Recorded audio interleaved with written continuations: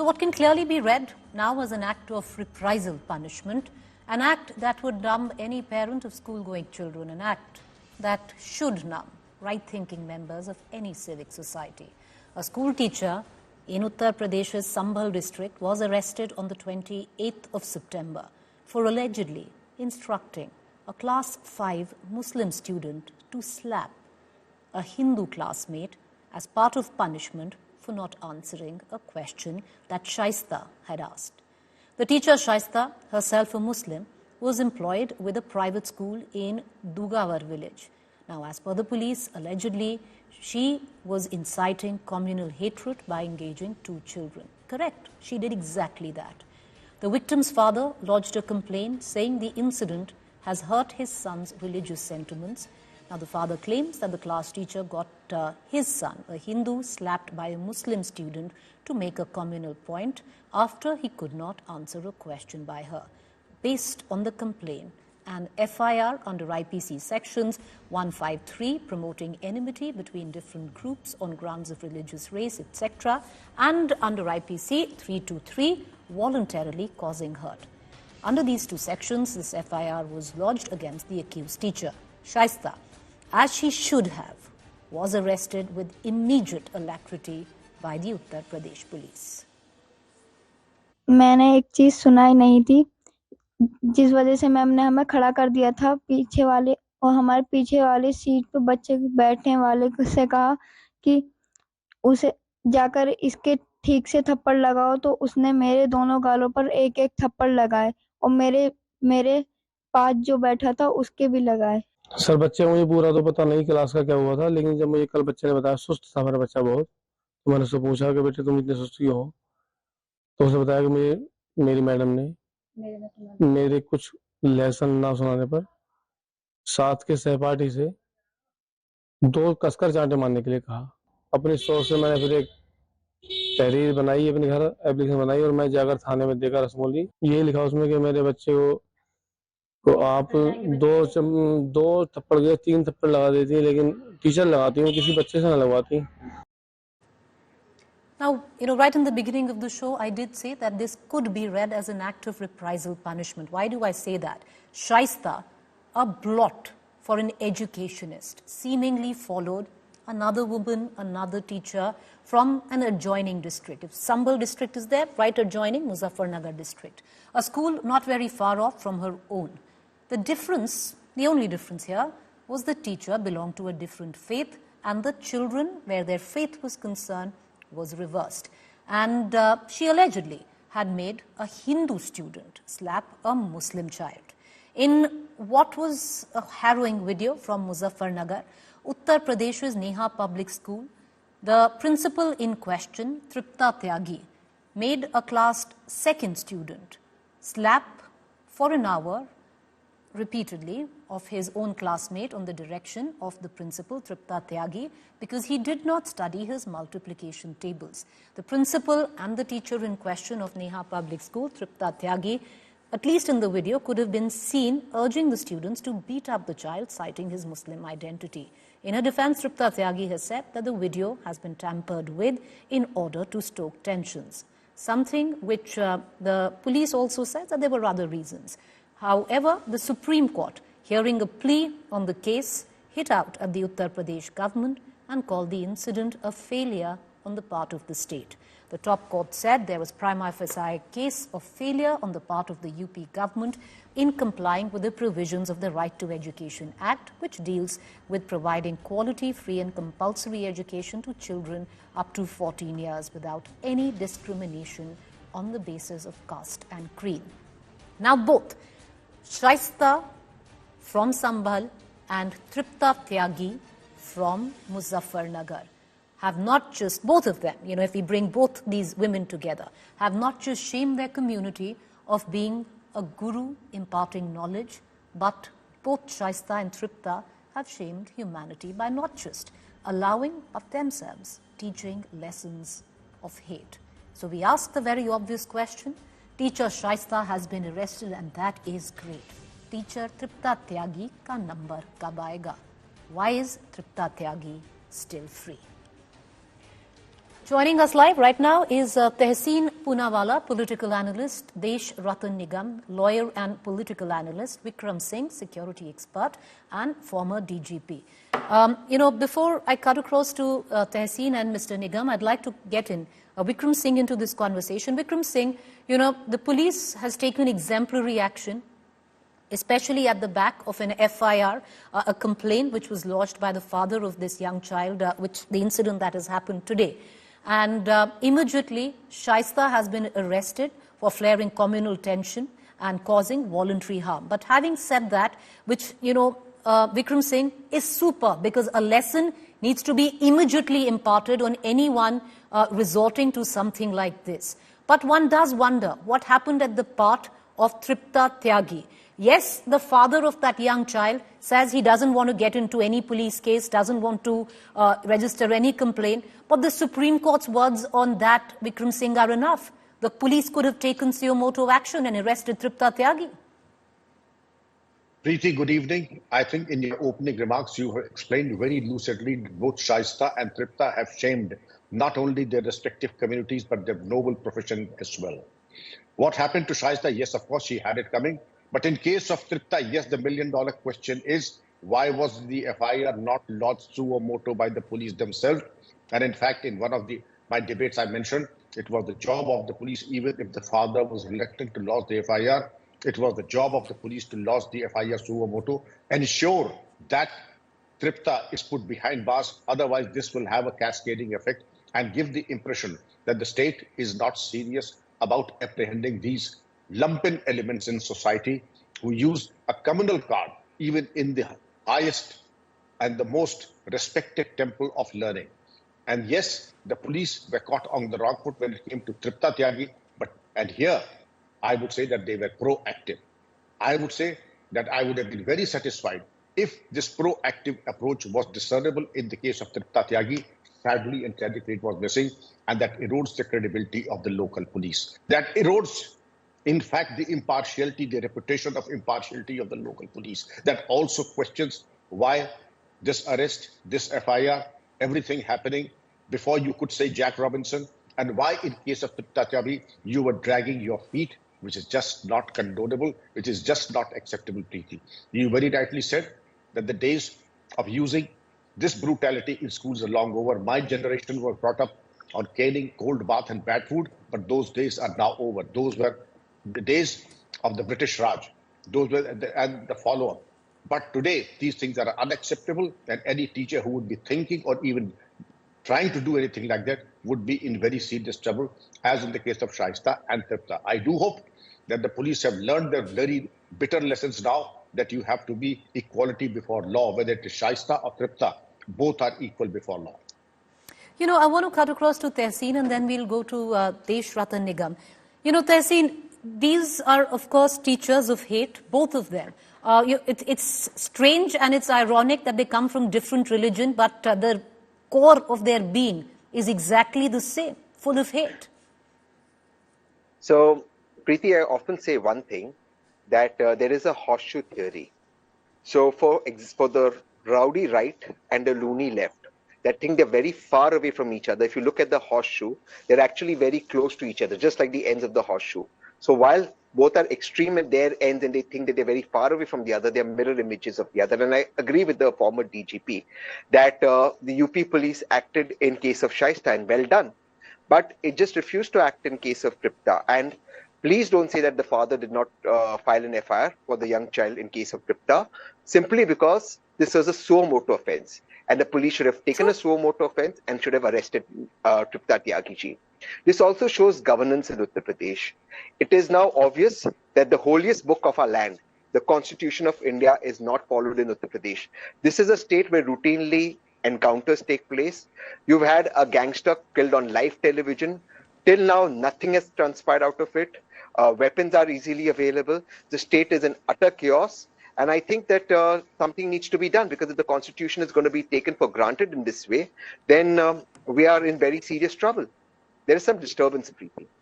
All right, we're going to connect that with you, Tehseen. I'm going to quickly ask our guest team to take a look at Tehseen's line. Desh Ratan Nigam, Fabulous work by the Delhi police. They need to be lauded. Of course, there was an FIR, and a lesson needs to be meted out, and an example needs to be made quick and fast that nobody dares do that again. That wasn't done in the case of Tripta Tyagi Desh Ratan Nigam, and that's a question which many of us should ask today if we are in our right minds. See, the fact is that both cases are similar, and FIRs should have been registered in the earlier case as well. There is no doubt about it, and Supreme Court's verdict is also quite clear. However, probably it appears it was not pursued by, nor in the case of Tripta, the parents of the child did not want to pursue it also. And at the same time, she was a differently abled young person. Probably those could be the reason, but in my eyes, they are not the legal grounds not to register an FIR. In the present case, it has been done, so it should have been done in the previous case as well. Because as you rightly said, it should set an example. Law is for not only reformative, but preventive, and it should be a deterrent also for preventing future actions. And as Vikram Singh clearly pointed out, there appears to be some kind of discriminatory attitude in the two cases.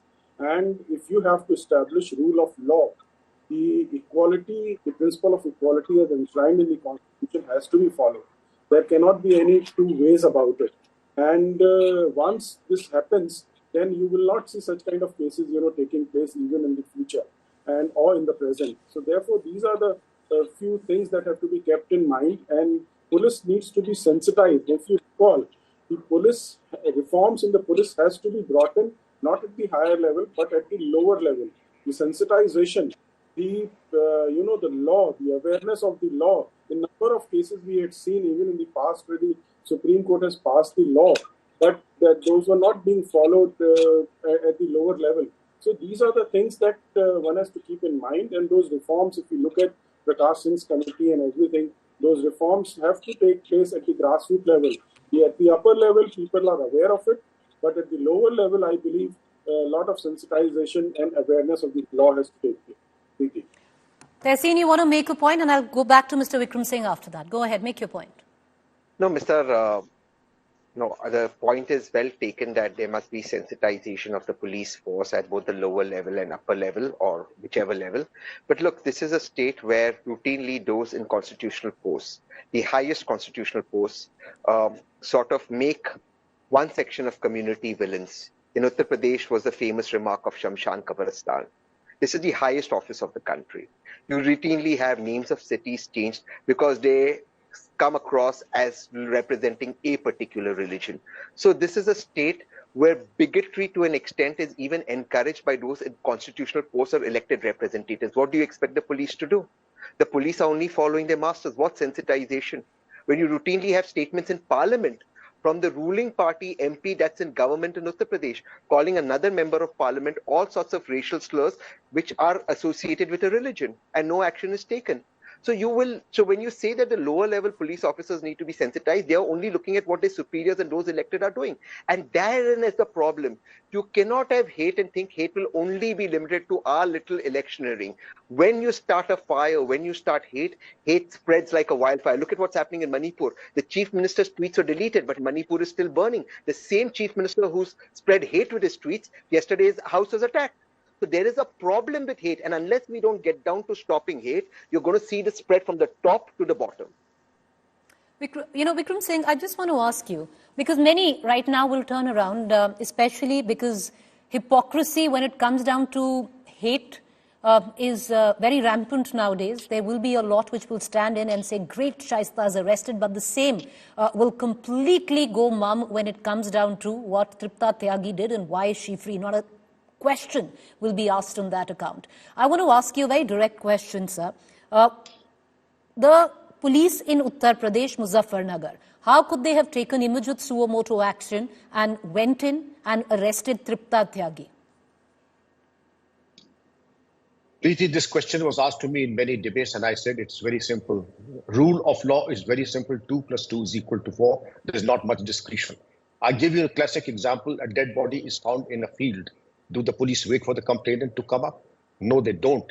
They file a case suo motu immediately and they themselves become the complainant. And this is the standard operating procedure. No discretion and no instructions are required from the higher ups. And when you look upon the higher-ups for instructions, well, you are failing in your duty. You know, bigotry, double standards, and inequality before law are just not acceptable. It takes a lifetime to build the credibility of a department, but one small such misdemeanor and it erodes the credibility and brings down ones to its knees. I do hope the police have learned their lessons and will not repeat and replicate the mistakes of Muzaffarnagar, because you have a job to perform and that job is sacred and sacrosanct.